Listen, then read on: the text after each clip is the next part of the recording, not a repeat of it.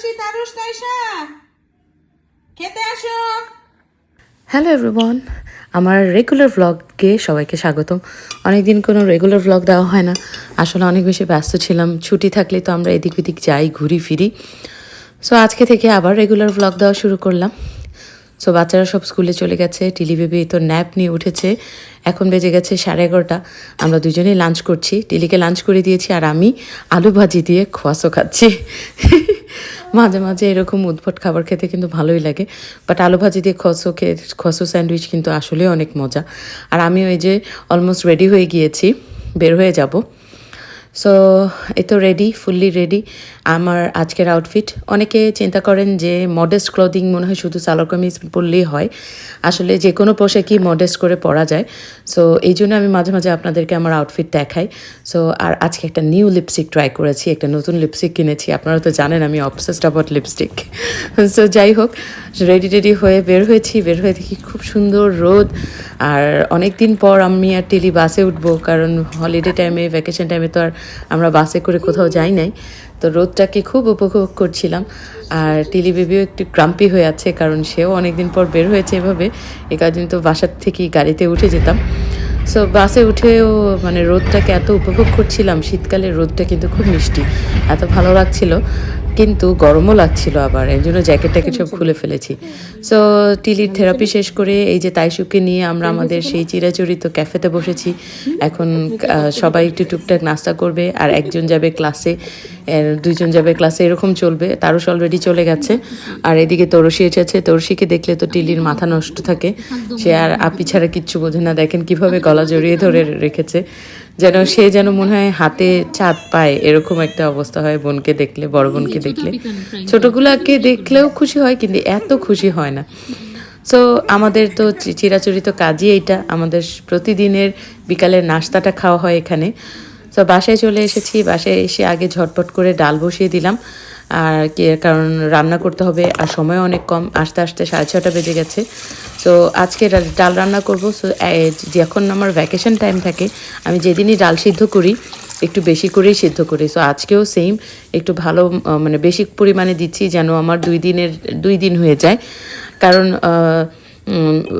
School খোলা থাকলে যে কোনো কাজই আমি চেষ্টা করি যখনই করব একটু বাড়িয়ে করার। যে কোনো রান্না তো আসলে বেশি দিন করলে আবার খাওয়া হয় না।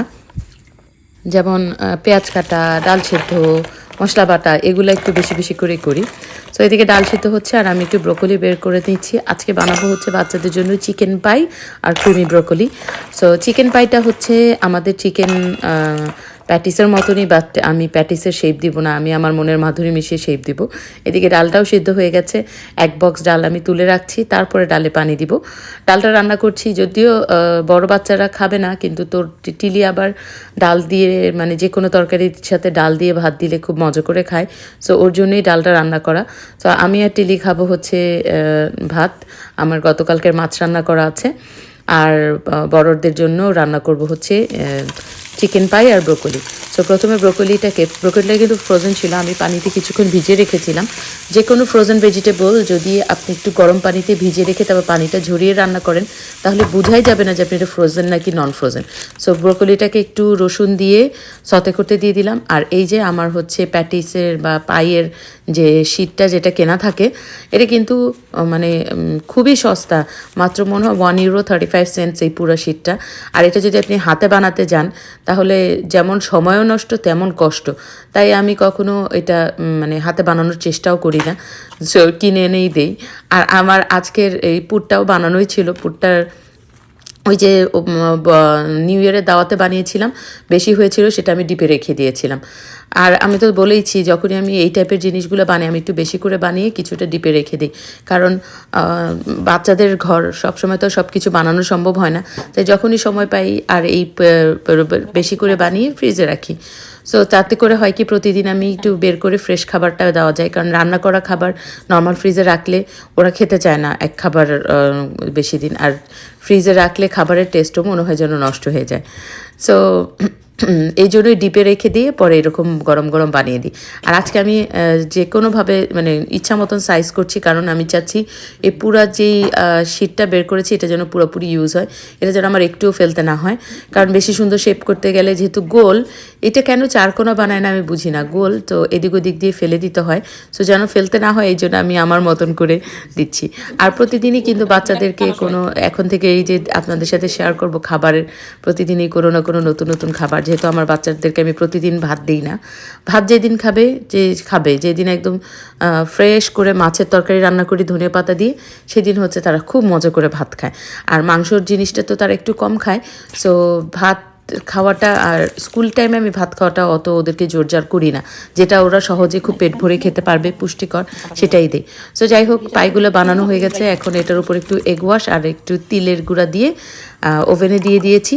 আর এদিকে ব্রোকলিটাও সতে হয়ে গিয়েছিল, ওটার মধ্যে একটু চিলি ফ্লেক্স, একটু লবণ আর এই যে ক্রিম দিয়ে দিলাম।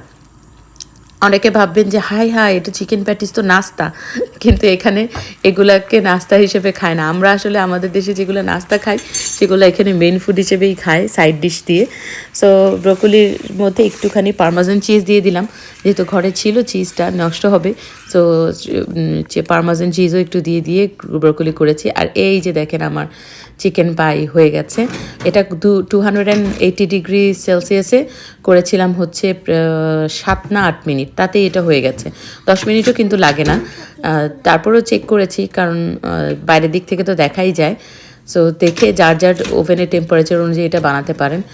যারা ইউরোপে থাকেন তারা সবাই এটা কিনতে পাবেন যে কোনো সুপার মার্কেটে। আর দেশেদের কথা আসলে জানি না। সো এই তো আমার ওদের ডিনার রেডি। এখন ওদের জন্য প্লেটিং করব। ব্রোকলিও সবার জন্য, ওদের 3 জনের জন্যই শুধু বানিয়েছি, টিটি খাবে না, সো 3 জনের প্লেটে সমান ভাগে ভাগ করে দিচ্ছি। আর এই যে দেখেন চিকেন পাইগুলো কি সুন্দর হয়েছে, একদম গোল্ডেন, মানে দেখতেও যেমন ইয়ামি হয়েছে, খেতে কিন্তু অসাধারণ ছিল।